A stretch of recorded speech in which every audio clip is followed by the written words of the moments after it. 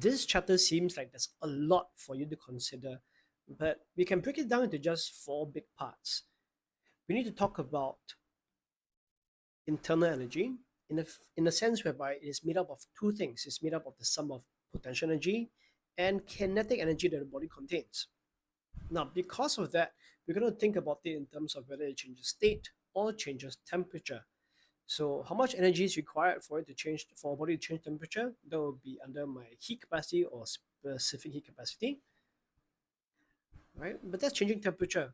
I also need to talk about changing state, right? And that happens when you have melting, solidifying, boiling, condensing. You will also need to tell me the difference between boiling and evaporation. So then the question comes, then how much energy is required to change state, right? That's where you get your latent heat and specific latent heat, right? And finally, you're going to have to use all of this information and try to interpret a cooling curve.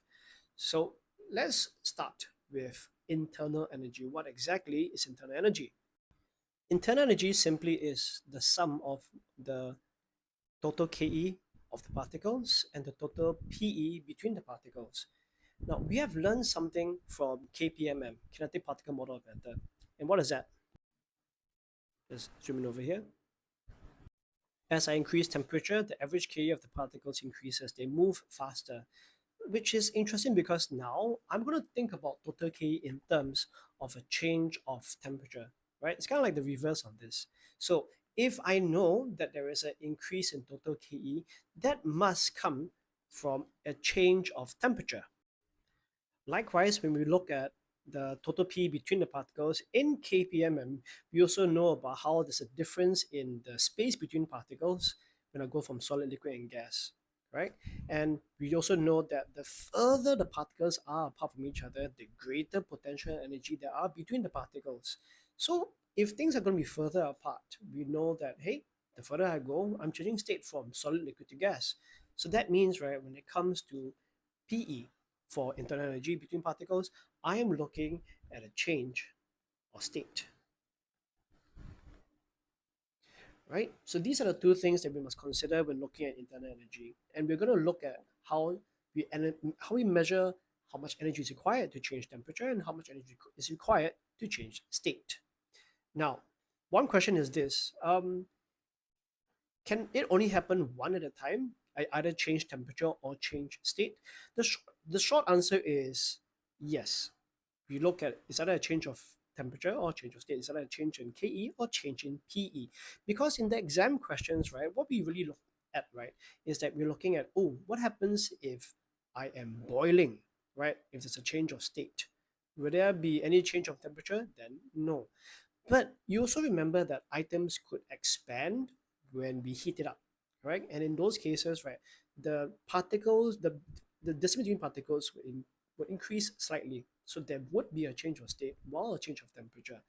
So, bottom line, in this part, in the syllabus, when we're looking at questions, usually the questions would come out where I'm only seeing a change of state. And the question is, oh, wait a minute, why no change of temperature? It's because when I'm changing state, the only thing is happening is that my internal energy is increasing in terms of my total PE because the particles moving further apart. But at a change of state, there's no change of temperature. Therefore, there's no change in my total average Ke of my particles. Okay? So that's actually later on when we look at the questions concerning the heating curve and the cooling curve. All right. Now that we have this part over here, we know that I could either change temperature or change state. So this brings us to the next question. How much energy is required to change temperature of an object? This is where we require the understanding of heat capacity or specific heat capacity. So we have our first definition. What is heat capacity? It's the amount of thermal energy required. How much energy do I need to raise the temperature or to drop, okay, of a body by 1 degree Celsius or 1 Kelvin? So just to change it by just like 1 degree Celsius, how much energy does it require? See, different materials have different heat capacities, and because of that, or even if looking at different sizes of the materials, if something's really, really, really big, I'm going to require much more energy just to change the temperature by 1 degree Celsius. That's where you get this formula over here. So capital C is heat capacity, is saying how much of this Q, now this Q represents the thermal energy that's being supplied, right? So SI unit for here is joules. And change in temperature, well, that's called in degrees Celsius. So how much energy for that change in 1 degree Celsius? Now, this isn't as helpful as looking at specific heat capacity, where you're looking at exactly 1 kg of this body, this substance, right? You compare 1 kg of one substance to 1 kg to another substance. So let's take a look at specific heat capacity. Now, generally, we can understand specific capacity as the same idea, how much thermal energy is required to raise the temperature of a body of 1 kg. Now, typically in the textbook, you see, it will say a unit mass of a unit mass, which means of 1 kg by how much? By 1 degree Celsius, 1 Kelvin.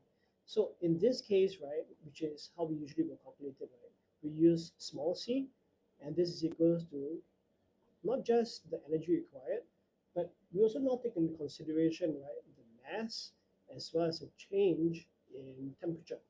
So that means over here, this Q still represents joules, but here, this is mass, that means that's kg, and this over here, that is degrees Celsius. That is why when you look at a specific capacity of a certain substance, like for example, right, let's say we look at water, right? Now, the specific heat capacity of water, I think if I'm not wrong, it's 4200 joules per kg degrees Celsius. So let's try to read that, okay? So it means, right, to raise 1 kg of water by 1 degree Celsius, I require 4200 joules. Now, if you compare that to maybe like something like metal, it's going to need much less energy to raise 1 kg of that by degree Celsius. So I think for metal, if I'm not wrong, maybe it's like maybe 300 or 600, right? Not as much as 4,200. Right, so how do you use it? Let's try two examples over here, okay? Let's say I want to bring this container of water, 1 kg of water, I want to bring it to boil. So it means it needs to go from 30 degrees Celsius to 100 degrees Celsius. The question is how much energy is required for me to do that. Now remember, I am not changing the state, I just want to change the temperature. Okay, so from here to here, how much energy is required? So since I'm talking about um, change of temperature, I'm going to be using the formula Q equals to m small c theta. Right. Some information that I need to know is I need to know what C. Right. Now for water, I know that C is what 40 joules per kg degree Celsius. What else do I need to know? The mass. Oh, I know the mass is 1 kg. Great. So now all you need to know is what is the energy required, right? How much energy must I supply it? So let's substitute inside mc theta. So m is 1, c is 4200, and I know that the temperature change would be from 100 to this, right? That's how much it increased. So by supplying it, I know that I should have an increase in temperature where this would be the final and this would be an initial. So for that, my final answer would give me something like this, right? Now, how else could we change this question? Well, remember that Q is talking about how much energy I supply it, isn't it? So it could be no longer just me supplying it in terms of this way and just asking how much energy. It could be the case whereby I'm talking about power. So if you were to imagine that all of this, right, was actually sitting on a heater, right? And this heater over here, let's say that the power is 50 watts. Okay, so it's a heating coil and it's 50 watts, right? So how do I do this?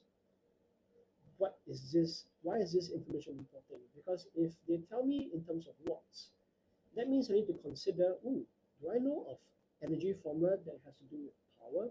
And we do. Energy is equals to power multiplied by time, where power would have the units of watts and time would have the units of seconds. Energy still remains joules, right? So it could be that I need to know how much time I need to actually boil it. So let's use this situation over here, okay?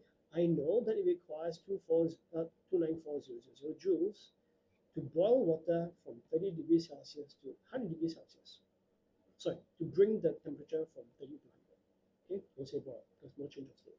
So if I'm using a water heater, right, a heating pad over here that's only 50 watts, well, how long will it take? So that means now I can do this. I know that this is energy and this is energy supply. So these two things would be similar. I could now put it this way, isn't it? Power times time, power of this heating pad, and the time I take to actually heat it. I need to be able to get this amount of energy, right? So can I find the time? Time in this case would be 294,000 divided by 50 watts, and that gives me, actually, I don't know. Let me get a calculator. That's going to take 5880 seconds, just like 98 minutes. That's a really long time to heat up something, right? Okay, so what do we know from this? Sometimes you could have a formula that looks similar to this.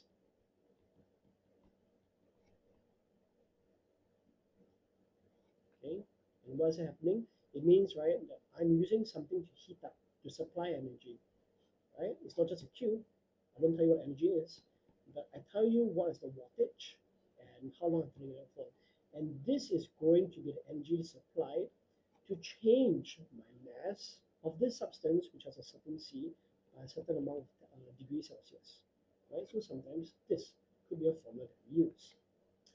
All right, let's now talk about the change of state. Now that we've talked about changing temperature, let's go to change of state. So the four main state changes we need to know would be basically these. You need to know.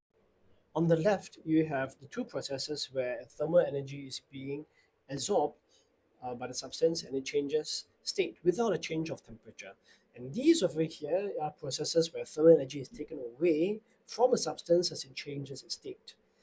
Now, the important thing that we want to consider is that how come we didn't say evaporation? Well, that's because there's quite a lot of things that differs between evaporation and boiling. Now, there's a whole table that you can look at. The comparisons really just go about at what temperature it happens, talking about how fast it occurs, tells you where it happens at the surface or throughout the liquid, are there bubbles? Now, the important thing that we want to talk about is over here. Is there a change in temperature? Or I think as we had said earlier, is there a change in temperature? And whether or not you need an external heat source. Now, of all these, what I do believe would be important for you to consider, remember, would be these comparisons, right? Because these are going to help us to explain what happens when evaporation occurs. So it's actually one big question that is asking you, hey, how come when things evaporate, how come it feels like things cool down, right? So that comes to explanation of how evaporation actually occurs. Now, recall that evaporation only occurs at the surface of the liquid. So we start at the surface. So when evaporation happens, right, what is happening is that the molecules or the particles at the surface, they have enough energy to be able at the surface to overcome those intermolecular forces or attractive forces between particles, right? And that's what we know from KPMM. And they're also able to overcome the air pressure that's pushing down on them. Right? Now, when these higher energy particles escape, what then happens is that we realize that, oh, what happens to all the rest? The average KE of the remaining particles is now generally lower. And as you know, when you have a lower average KE, what it tells you is that the temperature actually drops, right? Because lower KE, lower temperature. So something to realize is that even as we talk about evaporation, we still have to go back to these ideas over here. And the ideas of internal energy, total KE and total PE, when in this case, as a change of temperature, I'm talking about KE. And when I talk about KE, I remember what I learned in KPMM about temperature and average KE, right? So when we talked about evaporation versus boiling, I don't talk about PE when it comes to evaporation because there is a temperature change. And when temperature change is involved, I need to talk about Ke, right? So that's for evaporation. Now let's move to the part where I'm not changing temperature, but I'm changing state. That comes to boiling, melting, condensing, freezing. And here we need to talk about latent heat or specific latent heat. This has to do with state change. So, question, how much energy needs to be supplied or lost for a change of state to occur? If I want to melt or boil or condense or freeze, what energy is required there, or how much energy must I release for that to happen? So we're looking at this thing called latent heat. So let's define latent heat. So we start off with this, that is amount of energy released or absorbed during a change of state, no change of temperature. We can go one step further and distinguish between when it's a change between solid and liquid to gas. When we talk about when there is a change from solid to liquid or liquid to solid, it is known as latent heat of fusion.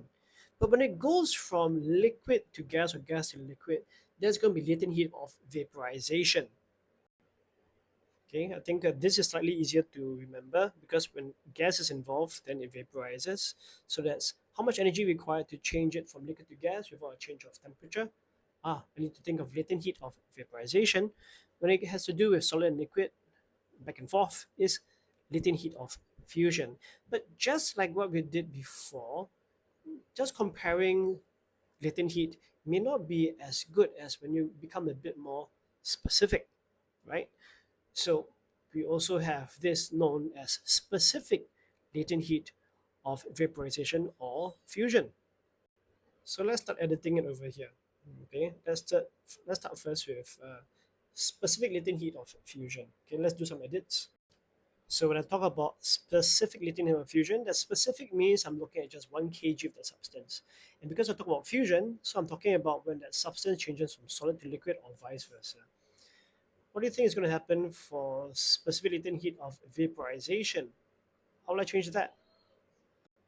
And this is what you get for specific latent heat of vaporization, right? Amount of energy released or absorbed or required to change your unit mass of substance, right? From liquid to gas or gas to liquid without a change of temperature. Typically, in the way you actually define it, this line may not be necessary because we're already talking about a change of state, not a change of temperature. Right, so how do you actually use these formulas? The formula will come out to look like this, right? This amount of energy required. So if my substance has a very, very low specific latent heat of fusion, I don't need much energy for that 1 kg to change it from solid to liquid, liquid to gas. Take note there's no change of temperatures here, so it's just that block, that amount of mass which is changing state. Let's try a question. Let's take a look at this question. I want to know how much energy is required to change this block of ice, of 2 kg block of ice, into water. So the question I have for you is this: if which formula do I use? Which quantities do I need to know? Do I need to know specific latent heat of fusion, or I need to know specific latent heat of vaporization? I need to know specific latent heat of fusion because what has happened is gone from solid to liquid. So I need to know what's my specific latent heat of fusion. Let's say I give to you that the specific latent heat of fusion of water is, well, that amount here. Now you can see, right, that between changing from solid to liquid and liquid to gas, it requires way more energy to change it from liquid to gas. So if you think about it, right, when water evaporates or when it changes from liquid to gas, it's going to absorb this much energy to change state, right? When it changes from solid to liquid, it absorbs this much. Still a lot, but considerably less than when it goes from liquid to gas. All right, so let's put it inside here. What is the energy required to change it from ice to water, solid to liquid? It will be this huge amount of energy. One thing to note over here, right? Basically, I'm saying that it is a change of state, no change of temperature. I'm saying it's 0 degrees Celsius of ice to 0 degrees Celsius of water. Now, this whole question changes considerably, right? Once we go with, what if there's change of temperature and change of state? And this is where we get to the final part, sketch and interpret a cooling curve. So let's go over here. Let's try doing a big question. So let's try it this way. So something I want to do is that every time I see such a question, I want to be able to draw out everything so that I can see very clearly what's going on. So I'm going to draw what it means for 15 kg of water from ice and it being boiled. So here's what I see. It starts at 0 degrees Celsius where it's ice, and when it goes from solid to liquid, there is a change of state, right? So over here, I will need to know ml, but because it's a change of solid to liquid, I need to use specific latent heat of fusion. Now, when it goes from 0 degrees Celsius liquid to 100 degrees Celsius liquid, that's a change of temperature. So I need to use mc change in theta. And of course, this C over here is the specific heat capacity of water. So I'm going to write a small W behind it, beside it, just for water. And finally, as it changes from liquid to gas, once again, I'm looking at the change of state. So I need ml, but this is specific latent heat of vaporization. So some of the things which would be given to me would be the values of what is specific latent heat of fusion, specific capacity of water, and specific latent heat of vaporization. Now that we have all this, what would the working look like? Q is equals to mLF plus mc theta plus ml v, because it did consideration from here to here, from here to here, and from here to here, completely boiling 15 kg of water from ice at 0 degrees Celsius. So this is what I get. Mass multiplied by specific latent heat of fusion, mass, specific capacity of water, and it changes from 0 to 100. So this is the final temperature, this is the original temperature. So on and so forth. The final answer you get will be really big, and remember, it is in joules. And finally, we get to the last part, which is sketching and interpreting the cooling curve. Let's do a cooling curve. Let's say this over here. This is temperature. This is time. So let's do one basic one that looks something like this. Now, let's say in this instance, in this example, this graph shows a substance as being cooled from a gaseous state. Gaseous state, so it's cooling down from gaseous state. So that means from A to B, it is gas, correct? Now, as long as I'm changing temperature over here, I know it's gas, but over here, there's no more change of temperature. That should signal to me it's a change of state, which means it has gone from gas to liquid. So that means over here will be gas and liquid state. This is also known as condensation, right? Now, once everything changes to liquid, that means when it comes to C, everything is liquid and it continues with liquid as it drops in temperature. So that means over here is liquid. And then after it hits this next constant temperature, this over here, let's see, if I'm liquid and then I'm dropping in temperature, then I have a change of state. It must tell me that this is the point where it's freezing. So that means the states over here would be liquid plus solid, and once freezing is complete, everything over here will be solid from E to F.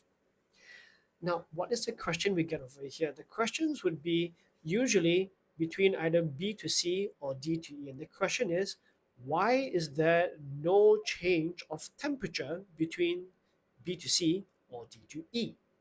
How do you talk about that? Well, as you can tell, right, when it's a change of state, we're talking about latent heat. So it comes down to whether you can explain latent heat in terms of molecular behavior. Now, this is cooling, correct? Which means heat is being released, isn't it? But that heat is not translating to a drop in temperature. Why? It's because we know about this. Whoa, what I draw? We know about this. So how do we use this idea now that we understand latent heat? So let's try. Okay, let's do just for B to C. Okay, explaining why is it there's no change of temperature. So first, B to C, I will say that what's happening there, that's condensation. That is the process that's happening right now, condensation, right? Where it's changing from gas to liquid. Now, what is really happening is that the internal potential energy of the particles is going to decrease, right? Because now as you release the energy, you're causing the particles to move closer to one another. As it goes close to one another, as it forms bonds, correct, the internal potential energy is going to drop. Now, I said that the internal potential energy, or the PE, is dropping because the distance between particles is changing, correct? The distance between particles suddenly get closer and closer, correct? Now, if we have understood this part over here, saying that, hey, over here, this is changing, over here is changing, and I said nothing about this, correct? So this is changing, but since the total KE does not change or does not decrease, so therefore, will there be a change of temperature? No, there will be no change of temperature. So basically, how we do it is over here. We talk about condensation, that's what's happening. We talk about the change in my internal PE, in this case is going down. And I say, since there is no change to my KE, therefore there is no change in temperature, right? So that's how it's done. If you have a heating curve instead of a cooling curve, what is happening is that um, you are overcoming the forces of attraction between particles, right? Work done against the forces of attraction between particles. And then they start to get further apart. And then my internal PE increases, right? And the same thing, right? Then there's no change to my KE, therefore no change to temperature. Okay, I think that is almost all that we need to know for this chapter. So take a look at the checklist again, see if there's anything you're not sure about, and let me know. Bye.